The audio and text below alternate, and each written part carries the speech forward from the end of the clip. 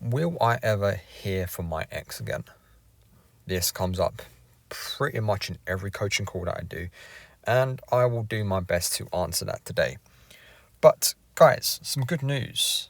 I've reached the 900 subscriber mark, which is a fantastic achievement, and I can't do that without you guys. So help me get to 1,000, and if you help me get to 1,000, I will release 5 free coaching slots, and I will start doing live streams. Also, the YouTube algorithm isn't kind to small channels like mine, so hit like, hit subscribe, share the content. Let's get it out to everybody that needs it. And I would be hugely appreciative if you could help the community and help the channel, and we can get you broken-hearted people out there onto the road of recovery. So, you want to know if you're going to hear from your ex again. In all honesty, guys, I don't know. But I will say this. 70 to 80% of the time, people do hear from their ex again. And I don't want you to sit there and hold on to that number because, as I always say, sometimes they just don't come back for whatever reason. And also, if they do reach out, it doesn't necessarily mean that they're reaching out to get back together or to reconcile. Maybe they are going through an anxiety spiral themselves, and maybe they just want to see how you are, and maybe, they're just a compassionate person. They're just checking in with someone that they do still care about. Just because they've separated from you doesn't mean they instantly hate you. They've just realized that romantically you're no longer compatible, and they are feeling that separating from you will be the best option for them. Now, in a way, every breakup is the same. So what I mean by that is that your now ex-partner has come to you and say, hey, your services are no longer required. You are now surplus to requirements. I do not want to be with you romantically anymore. So in that context, every breakup is the same. And it's typically a loss of emotional attraction that triggers the breakup. But we have to also try to appreciate it from the dumper perspective, because they don't wake up thinking, oh, hey, I know what will be fun. Let me dump my boyfriend or girlfriend today, or my partner, my husband, my wife, my significant other, my civil partner. No, that doesn't just happen. They've got to a point where something hasn't been working for them for quite some time. I do think that the chances of your ex actually reaching out are quite high. Now, I don't want you to confuse reaching out with reconciliation. It's 2 different things. Yes, a reach out can lead to a reconciliation, but as I've already said, maybe they're just curious. Maybe they just want to see that you're okay. But let me flip this on its head like I normally try and do. Would you want your ex to actually reach out? Now, think about it. Let me put it in this way. Let's say you've been in pain for a very long time, mental, physical, emotional, whatever it might be. And I say, hey, look, here's a pill. It's going to take all of your pain away for 3 days. You're going to be super focused, and you're going to be super motivated, and you're going to feel great, but only for 3 days. Then once the pill wears off, you're going to be in more pain than you've ever experienced. You're going to be in a deep depression for the next 6 months, and you're going to feel 10 times worse than when you did before you took the pill. So you may be wondering by now, what the hell am I on about? So what I'm liking this pill analogy to is your ex actually reaching out. Yes, it would probably alleviate your anxiety for a couple of days. And yes, you'll probably feel great. And yes, you'll probably feel validated. But what happens if they never reach out again? What happens if, they was just having an anxiety spiral of their own, and they just wanted to hear from you, and that was it for them, and now they're good?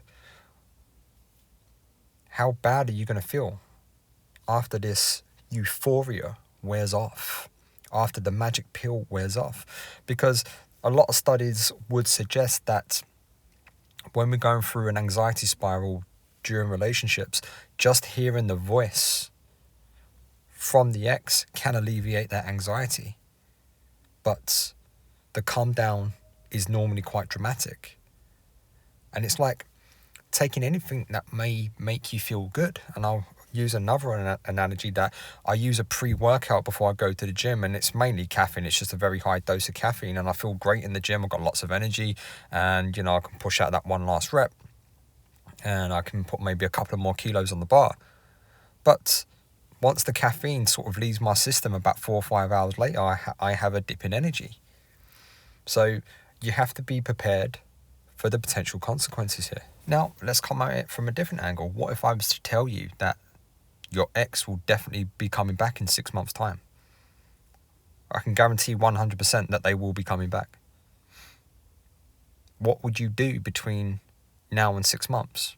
How would you be feeling? Now, I'm willing to bet that your anxiety will go right down, but the price of this is, right, okay, you can have no contact with this person whatsoever for 6 months. You must stay completely no contact, and they will definitely come back. It will probably alleviate some of your anxiety. But what I'm getting here is that your response should be the same regardless of the analogy, regardless of the situation, regardless of the context, is that you take care of your corner. You take care of your corner of the universe and make sure that your ducks are in the row. So when you think about it that way, do you really want them to reach out? Is this going to benefit you mentally? Is it going to benefit the hard work that you've already put into this breakup to feel okay, to feel normal again, to get you back? So when people ask me, will my ex reach out? 9 times out of 10, my response is, why do you want them to reach out? What do you think you're going to benefit from it? Because a lot of the time, you're going to feel 10 times worse.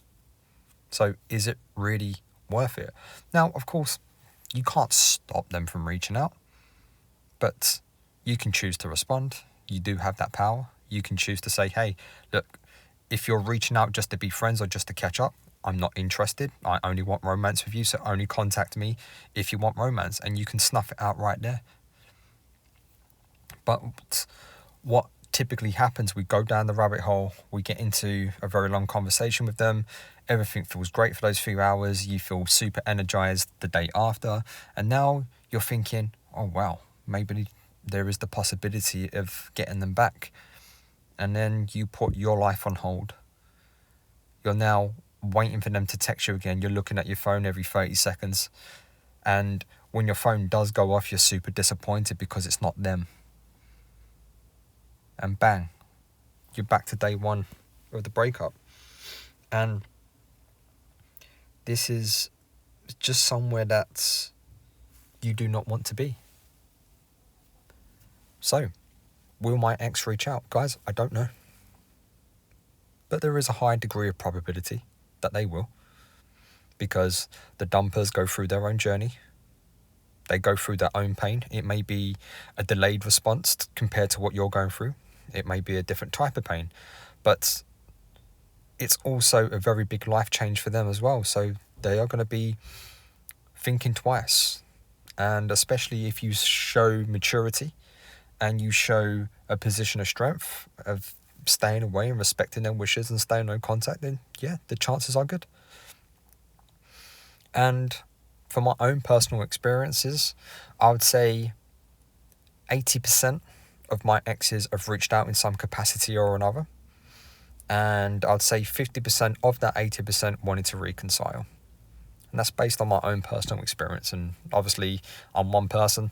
I can't make a blanket judgment for everybody.